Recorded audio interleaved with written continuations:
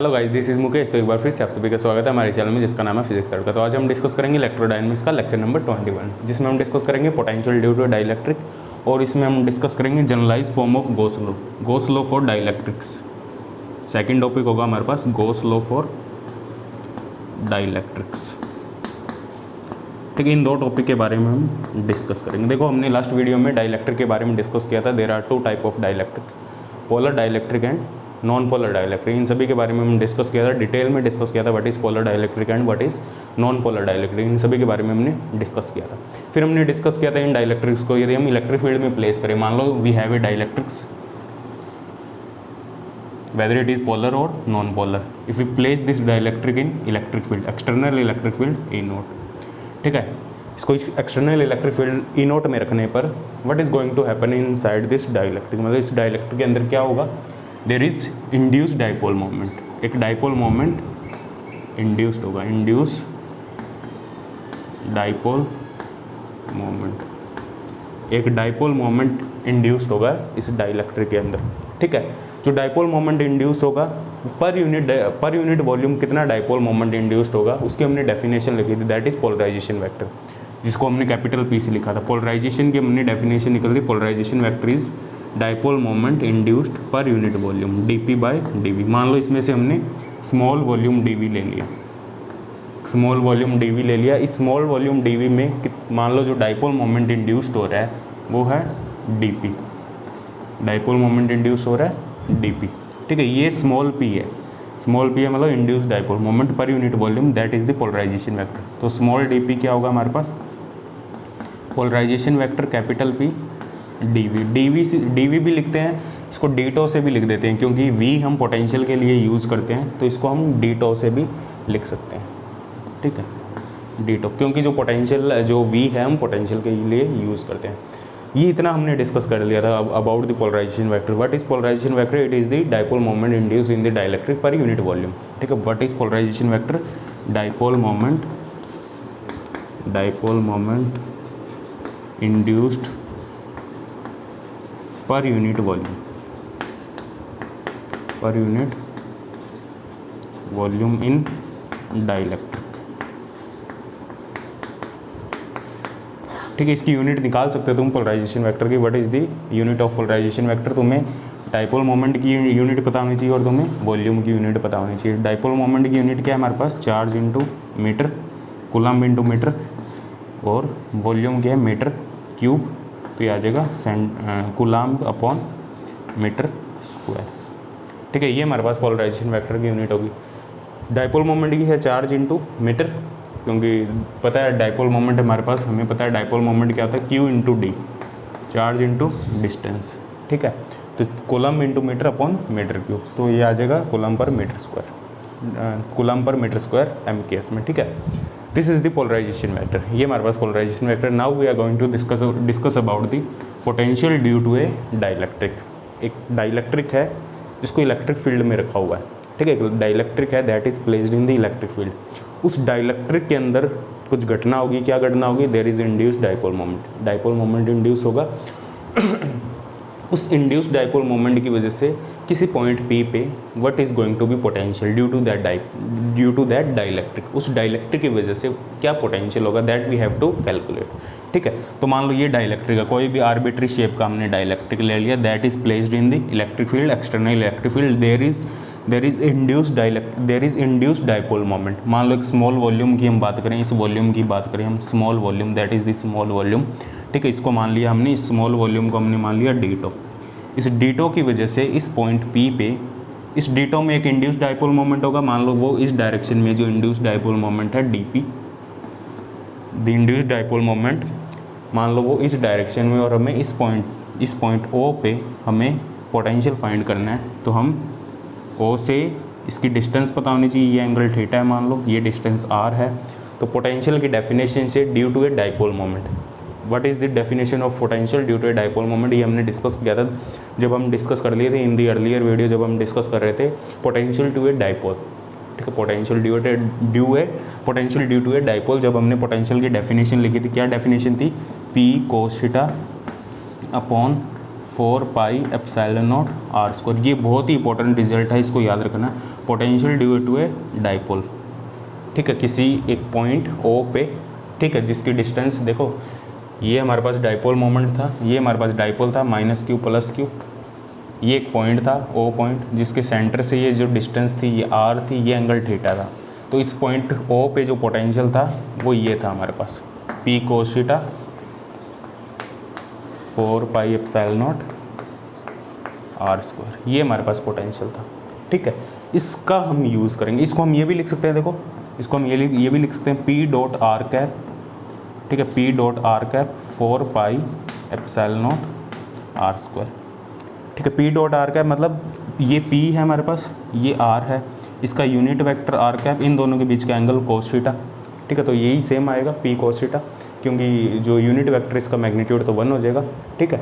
और p का magnitude, ये जो p वेक्टर है डाइपोल मोमेंट, इसका मैग्नीट्यूड p हो जाएगा, ये मैग्नीट्यूड है। देखो ये पोलराइजेशन वेक्टर कैपिटल P, ये स्मॉल p है, स्मॉल p मतलब डाइपोल मोमेंट, याद रखना स्मॉल p है यहाँ पे डाइपोल मोमेंट, ये तुम्हें एक ही लग रहा होगा p, और कैपिटल P है यहाँ पे, मैं बताता जाऊँगा कौन कौन सा पोलराइजेशन वेक्टर। कैपिटल P है polarization vector, dipole moment induce per unit volume. तो we are going to use that formula to calculate the potential due to a dielectric. तो हमें क्या पता है, हमारे पास जो डाइपोल मोमेंट है वो है dp, तो जो पोटेंशियल होगा ओ पॉइंट पे due to this volume we have a dipole moment dp। तो हमारे पास पोलराइजेशन वेक्टर है capital P, dp by d लिख दो, डी है वॉल्यूम, तो dp आ जाएगा हमारे पास induce dipole moment polarization vector into D, ये dp आ जाएगा। इस dp की वैल्यू हम इस फॉर्मूले में पुट करेंगे। तो देखो इस स्मॉल वॉल्यूम की वजह से जो हमारे पास डाइपोल मोमेंट इंड्यूस्ड है दैट इज़ dp, ठीक है। जो इस स्मॉल वॉल्यूम की वजह से द डाइपोल मोमेंट इंड्यूस्ड इस dp की वजह से जो इस पॉइंट पे पोटेंशियल होगा उसको मान लो dv is the potential due to that dp, ठीक है। dp is the induced dipole moment per unit volume, ठीक है, इस वॉल्यूम में, इस डीटो वॉल्यूम में जितना इंड्यूस, इसकी वजह से देखो पोटेंशियल क्या होगा, देखो पोटेंशियल क्या होगा हमारे पास, पोटेंशियल को हम लिख लेते हैं dv से, जो पोटेंशियल होगा हमारे पास due to that induced dipole moment using that formula, what is going to potential, the potential dv is equal to dp dot are cap 4 pi epsilon naught are square, ठीक है। ये potential होगा, dp को हम लिख सकते हैं p ditto, dp को हम लिख सकते हैं p डीटो, तो ये आ जाएगा हमारे पास polarisation vector dot are cap upon 4 pi epsilon naught are square, ठीक है, इनटू डीटो, ठीक है। ये हमारे पास पोटेंशियल होगा due to that dipole moment dp that is induced in the small volume D tau, ठीक है। अब टोटल पोटेंशियल क्या होगा, हम इंटीग्रेट कर देंगे dv को, जो टोटल पोटेंशियल होगा वो होगा हमारे पास p, इसको भी ये भी लिख सकते हैं, देखो r vector upon 4 pi epsilon naught r cube d, that is the general form of potential due to a dielectric, ठीक है। ये पोटेंशियल होगा हमारे पास ड्यू टू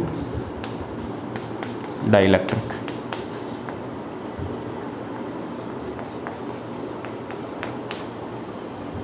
देखो इस पोटेंशियल को हम थोड़ा सा और मॉडिफाइड करते हैं। देखो जो डाइलेक्ट्रिक, देखो जो पोटेंशियल आ रहा है एक्चुअल में वो हम कह रहे हैं इंड्यूस डाइपोल मोमेंट की वजह से।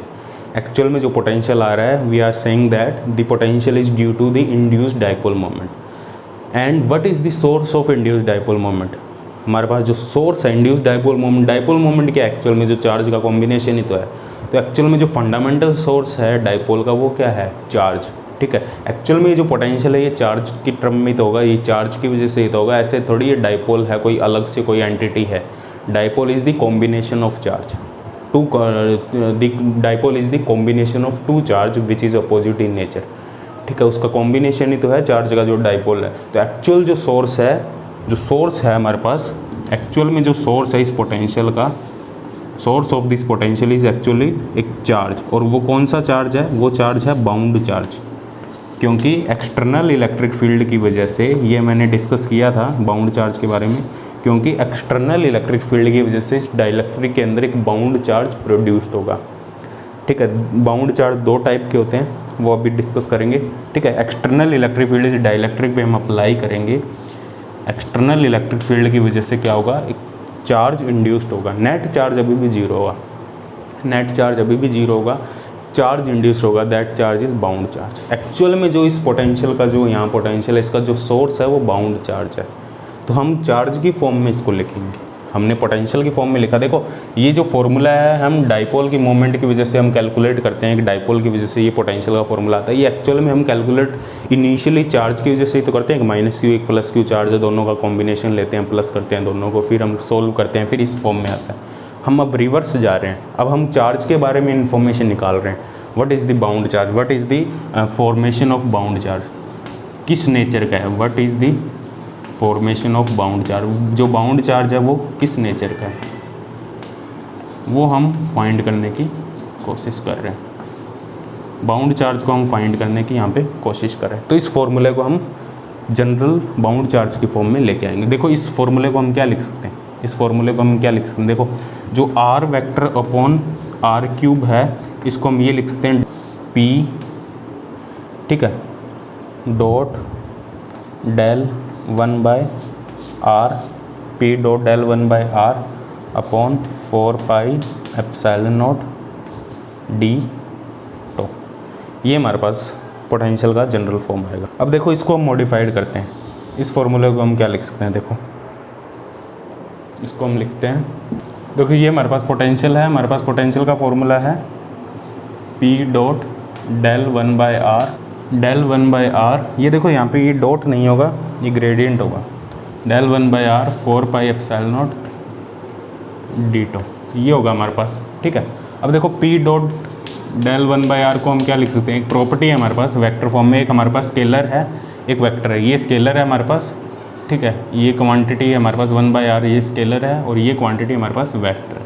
तो हमारे पास देखो एक स्केलर है, एक वेक्टर है, एफ स्केलर है, ए वेक्टर है हमारे पास। तो इसको हम क्या लिख सकते हैं, f del dot a, f del dot a plus इसको हम लिख देंगे, तो ये आ जाएगा एफ डेल डॉट ए, फिर ए डॉट ग्रेडियंट ऑफ एफ, ठीक है। हमारे पास इस फॉर्म में है, देखो इस फॉर्म में है, इसको हम क्या लिख सकते हैं, a dot gradient of f को हम क्या लिख सकते हैं, del dot f a minus f del dot a.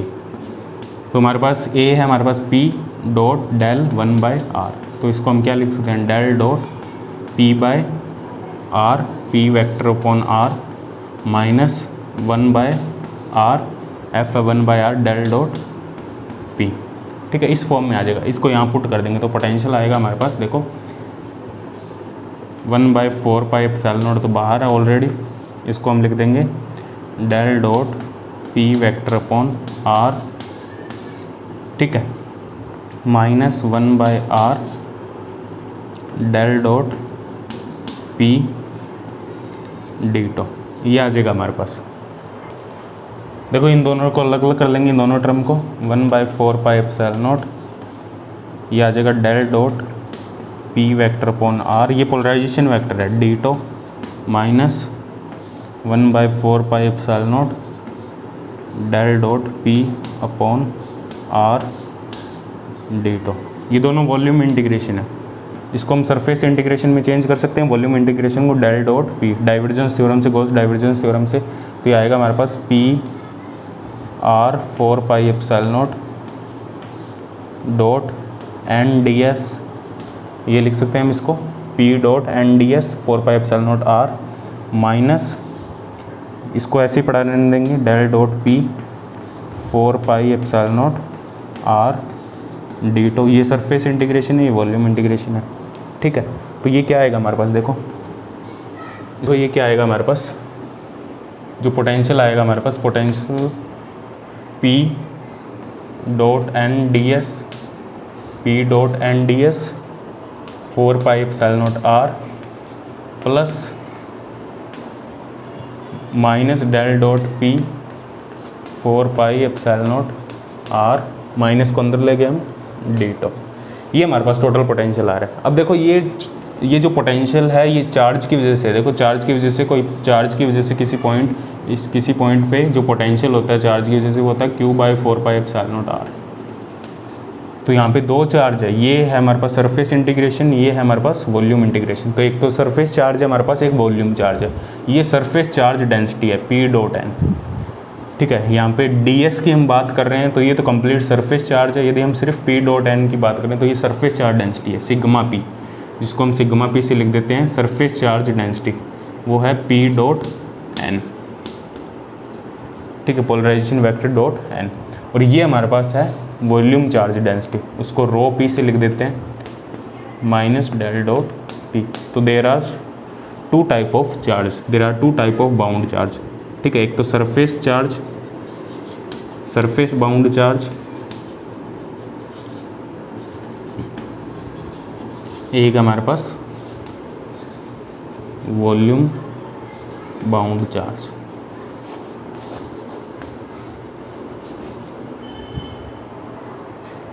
तो जो पोटेंशियल आएगा हमारे पास इन जनरल, जो पोटेंशियल का फॉर्मूला आएगा हमारे पास वो क्या आएगा, देखो इन जनरल जो पोटेंशियल का फॉर्मूला आएगा वो आएगा हमारे पास sigma P D S 4 pi epsilon naught R rho P D tau 4 pi epsilon naught R, ठीक है। दो टाइप के हमारे पास जो चार्ज है वो इंड्यूस्ड होंगे डाइलेक्ट्रिक के अंदर। ये हमारे पास जैसे डाइलेक्ट्रिक था, ये हमारे पास डाइलेक्ट्रिक था, इसके अंदर दो टाइप के चार्ज इंड्यूस्ड होंगे। एक तो सरफेस चार्ज जो सरफेस पे होगा, एक होगा वॉल्यूम चार्ज जो वॉल्यूम के अंदर होगा, due to external electric field. जब हम इस पे एक्सटर्नल इलेक्ट्रिक फील्ड अप्लाई करेंगे तो there is two type of charge that is going to induced on the dielectric in the dielectric. एक तो होगा surface charge, that surface charge density we have p dot n, and the another charge we have volume charge, ठीक है, and the volume charge density we have del dot p. Polarization vector के term में हमने इनको लिख लिया। मतलब actual जो सोर्स है इस पोटेंशियल का, इलेक्ट्रिक फील्ड भी हम फाइंड कर सकते हैं। एक्चुअल जो सोर्स है ड्यू टू डाइलेक्ट्रिक, जो पोटेंशियल है due to dielectric, that is that bound charge, ठीक है। जो क्वेश्चन बनता है वो बाउंड चार्ज पे बनता है। बाउंड चार्ज कैसे फाइंड करते हैं, बाउंड चार्ज होगा क्या एक्चुअल में, टोटल बाउंड चार्ज क्या होगा। देखो नेट बाउंड चार्ज क्या होगा हमारे पास, जो नेट बाउंड चार्ज होगा, बाउंड चार्ज को क्यूबी से लिख देते हैं हम sigma p dot d S plus rho P d v या डी टो, ये नेट बाउंड चार्ज होगा हमारे पास, ठीक है। तो नेट बाउंड चार्ज होगा क्या हमारे पास, देखो सिग्मा पी है P dot N D S plus rho P है हमारे पास minus del dot P D tau.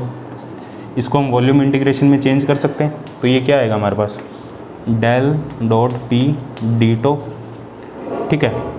ये सरफेस इंटीग्रेशन था, इसको वॉल्यूम इंटीग्रेशन में हमने चेंज कर दिया। ये है minus del dot P D tau. जो नेट बाउंड चार्ज होगा वो जीरो होगा। कंप्लीट डाइलेक्ट्रिक के अंदर ये जो डाइलेक्ट्रिक है वो न्यूट्रल है, इनिशियली वो न्यूट्रल है। इलेक्ट्रिक फील्ड की वजह से बाउंड चार्ज प्रोड्यूस हुआ, सरफेस पे कुछ चला गया। इसको देखो इस तरीके से भी समझ सकते हैं हम, इस तरीके से भी हम समझ सकते हैं। देखो हमारे पास ये डाइलेक्ट्रिक था, ये हमारे पास डाइलेक्ट्रिक था, ठीक है। इसके अंदर चार्ज था, ये न्यूट्रल था। इस पर इलेक्ट्रिक फील्ड जैसे ही हम अप्लाई किया, हमने इलेक्ट्रिक फील्ड अप्लाई किया, जो डाइपोल मोमेंट है वो अलाइन हो गए।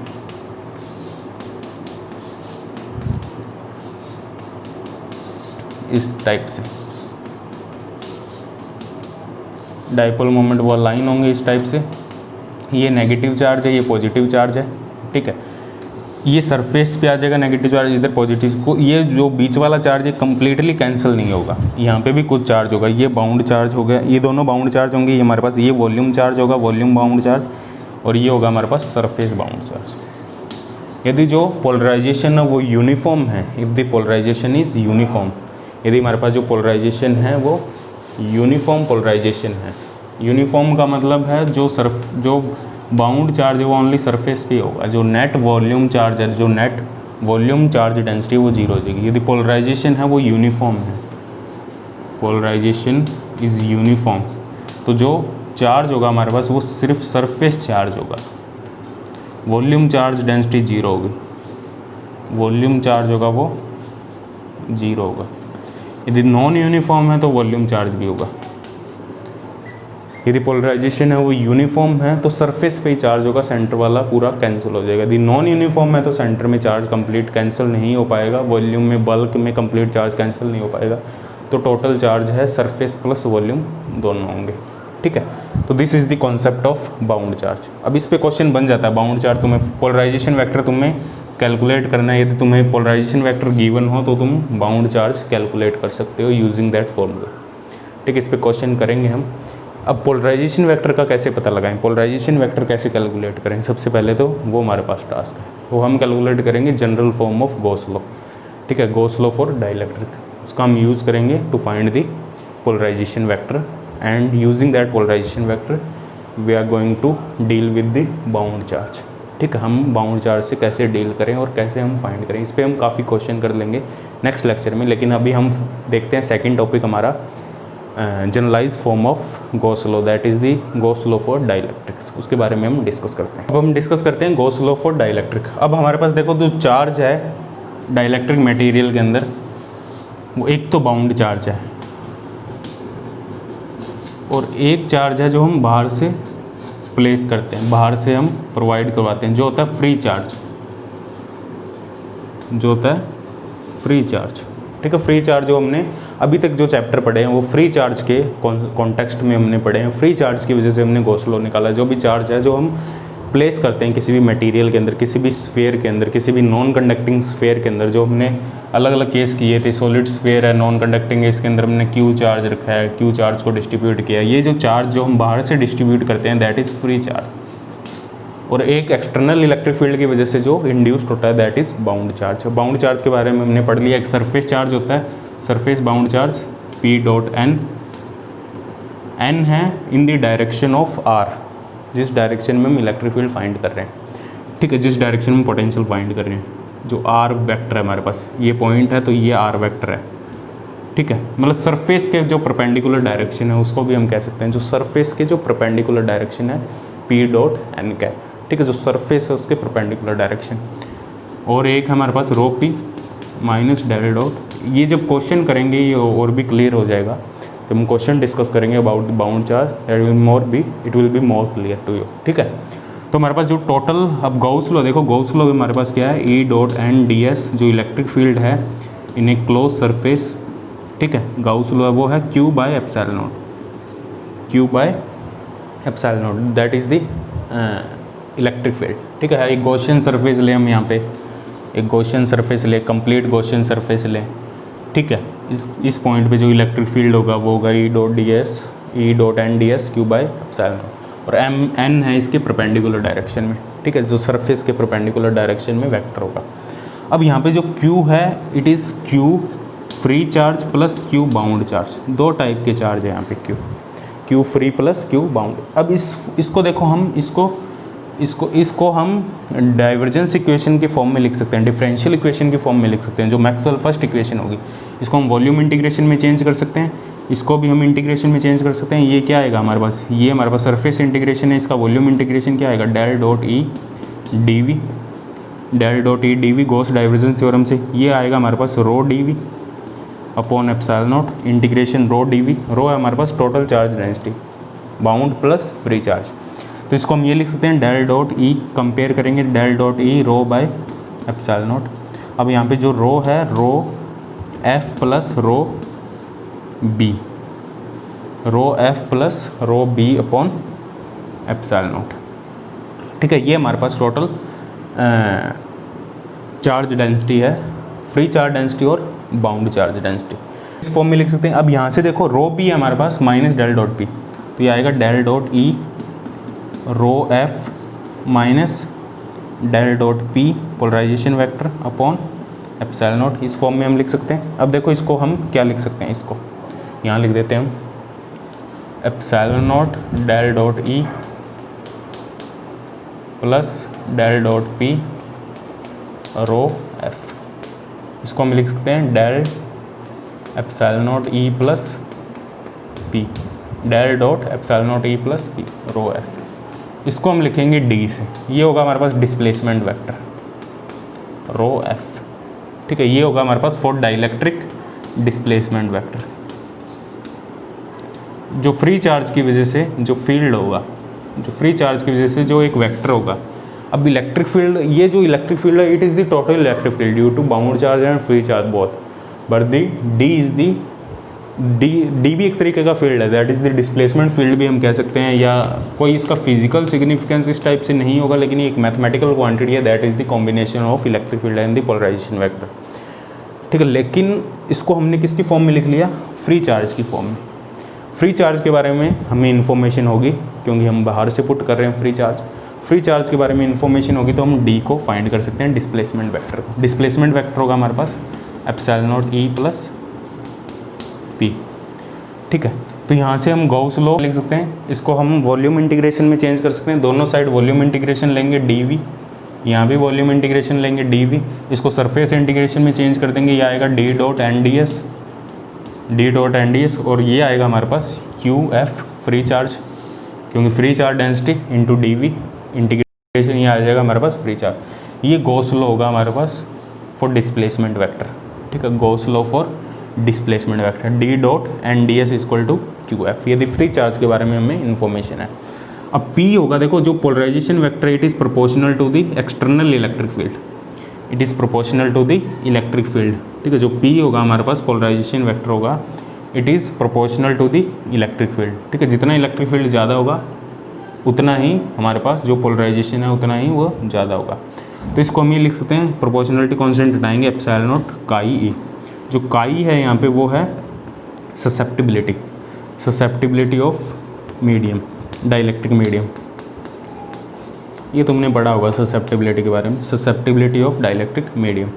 तो पोलराइजेशन वेक्टर हमारे पास आ जाएगा, यहाँ वैल्यू पुट कर देंगे, तो डी आ जाएगा हमारे पास epsilon naught E plus epsilon naught chi E. तो ये आ जाएगा हमारे पास एप्सिलॉन नॉट कॉमन आ जाएगा 1 प्लस काई ई, तो ये आ जाएगा हमारे पास डी। ये जो क्वांटिटी है 1 प्लस काई, ये होगी हमारे पास epsilon R, relative permittivity epsilon are E. ये आ जाएगा हमारे पास डी और ई में रिलेशन आ जाएगा, ई आ जाएगा हमारे पास D by epsilon naught epsilon R. अब यदि हमें डी के बारे में इन्फॉर्मेशन हो तो हम ई कैलकुलेट कर सकते हैं, यदि डी की वैल्यू नॉन जीरो, यदि डी की वैल्यू नॉन जीरो हो तो हम ई आराम से कैलकुलेट कर सकते हैं। यदि डी जीरो है तो हम नहीं कह सकते भाई ई भी जीरो होगा। यदि डी जीरो है, देखो यहाँ पे देखो ये है हमारे पास quantity D is equal to epsilon naught E plus P. ठीक है, यहाँ पे यदि डी जीरो है तो हम नहीं कह सकते ई भी जीरो होगा, क्योंकि वो पोलराइजेशन वेक्टर पे डिपेंड करेगा। लेकिन डी नॉन जीरो है तो हम कह सकते हैं भाई जो ई होगा वो होगा d by epsilon naught epsilon r. ठीक है, जो एप्सिलॉन आर है वो रिलेटिव परमिटिविटी होगी, तो एप्सिलॉन आर और ससेप्टिबिलिटी में एक रिलेशन है, epsilon r is equal to 1 plus chi. ठीक, बहुत ही इंपॉर्टेंट रिलेशन है। ठीक है, वैक्यूम के लिए एप्सिलॉन आर 1 होता है, तो वैक्यूम के लिए जो काई होगा वो जीरो होगा। ससेप्टिबिलिटी वैक्यूम के लिए एप्सिलॉन आर 1 होता है तो काई जीरो होगा। कंडक्टर के लिए एप्सिलॉन आर इन्फिनिटिव होता है तो काई की वैल्यू भी इन्फिनिटिव होगी फॉर कंडक्टर। ठीक है, तो ये हमारे पास डिस्प्लेसमेंट वेक्टर और इलेक्ट्रिक फील्ड में रिलेशन होगा। यहाँ से हम यदि हमारे पास देखो हमें क्या करना होगा, सबसे पहले हमें फ्री चार्ज के बारे में इन्फॉर्मेशन होगी तो हम वहाँ से डिस्प्लेसमेंट वेक्टर फाइंड कर लेंगे। यदि जीरो है डिस्प्लेसमेंट वेक्टर तो हम इलेक्ट्रिक फील्ड उससे फाइंड नहीं कर सकते डिस्प्लेसमेंट वेक्टर से, तो हमें अलग मेथड यूज़ करना पड़ेगा। लेकिन यदि नॉन जीरो है डिस्प्लेसमेंट वेक्टर तो हम यहाँ से इलेक्ट्रिक फील्ड आराम से फाइंड कर सकते हैं। इलेक्ट्रिक फील्ड फाइंड कर लिया और डिस्प्लेसमेंट वेक्टर फाइंड कर लिया तो हम यहाँ से पोलराइजेशन वेक्टर आराम से फाइंड कर सकते हैं। पोलराइजेशन वेक्टर आराम से फाइंड कर सकते हैं, यहाँ से भी कर सकते हैं हम डायरेक्ट, ई से भी हम डायरेक्ट कर सकते हैं। ठीक है, काई को लिख देंगे एप्सिलॉन आर -1। ठीक है, यहाँ पे जो काई है उसको लिख देंगे हम एप्सिलॉन आर -1। देखो जो काई है उसको लिख देंगे हम एप्सिलॉन आर -1। जो काई है हमारे पास वो आएगा एप्सिलॉन आर -1, तो पी आएगा हमारे पास एप्सिलॉन आर -1 ई। तो ई निकल जाएगा तो पोलराइजेशन वेक्टर निकल जाएगा। यदि पोलराइजेशन वेक्टर निकल जाएगा तो हम बाउंड चार्ज भी फाइंड कर सकते हैं। ये पॉजिटिव होगा, ये नेगेटिव होगा। इस पर हम न्यूमेरिकल करेंगे तो और भी ज़्यादा तुम्हें क्लियर हो जाएगा। ये फॉर्मूले याद रखने हैं, d equal to epsilon naught E plus P. ठीक है, एक हमारे पास ये फॉर्मूला आ जाएगा, बस ये याद रखना है, यहाँ से तुम डेवलप कर सकते हो। ये दो फॉर्मूले याद रखने हैं, ये दो, यहाँ से तुम कंप्लीट बना सकते हो सभी फॉर्मूले। पोलराइजेशन वेक्टर यदि डायरेक्ट गिवन हो तो हम ई डायरेक्ट भी निकाल सकते हैं।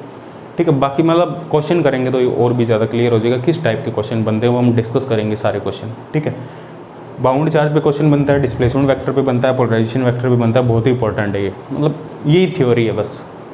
क्वेश्चन करेंगे तो तुम्हें क्लियर होगा, लेकिन क्वेश्चन ऐसे नहीं है इतनी थ्योरी करने से तुम्हारे क्वेश्चन हो जाएंगे। क्वेश्चन तुम्हें प्रैक्टिस करने पड़ेंगे, क्योंकि क्वेश्चन अलग टाइप के बनते हैं इसमें। क्वेश्चन थोड़ा सा सोल्व करना ऐसे नहीं, ये थ्योरी पढ़ ली तो क्वेश्चन सोल्व हो जाएंगे। क्वेश्चन सोल्व करना थोड़ा सा अलग मेथड है, ठीक है। तो इतना थ्योरी में काफ़ी है, अब हम इसके क्वेश्चन डिस्कस करेंगे नेक्स्ट लेक्चर में। इसमें एक छोटा सा और टॉपिक है, relation between bound charge density and free charge density. Bound charge density and free charge density. बस बाउंड चार्ज डेंसिटी हमारे पास rho B equal to minus del dot P, ये बाउंड चार्ज डेंसिटी है। P है वैसे देखो क्या आ जाएगा हमारे पास, माइनस डेल डॉट पी है हमारे पास एप्सिलॉन आर माइनस 1 ई, ये पी है हमारे पास। तो यहाँ से del dot epsilon are minus 1 E, तो यहाँ से देखो क्या आ जाएगा, minus del dot epsilon are E, इसको लिख देंगे हम, एप्सिलॉन आर कॉमन ले लिया, 1 माइनस 1 बाई एप्सिलॉन आर, यह आ जाएगा एप्सिलॉन आर यहाँ से कॉमन ले लिया, इसको डी लिख देंगे हम, minus del dot D 1 minus 1 by epsilon R. Del dot D है हमारे पास फ्री चार्ज डेंसिटी, तो minus 1 by epsilon R rho F, तो ये आ जाएगी bound charge density rho B. Bound charge density rho B आ जाएगी माइनस, इसको ये भी लिख सकते हैं हम, एप्सिलॉन आर माइनस 1 माइनस बाहर upon epsilon R rho F rho B. और एप्सिलॉन आर की वैल्यू है वो हमेशा 1 से ज़्यादा होगी फॉर डाइलेक्ट्रिक, तो जो बाउंड चार्ज डेंसिटी है वो हमेशा फ्री चार्ज डेंसिटी से ज़्यादा होगी।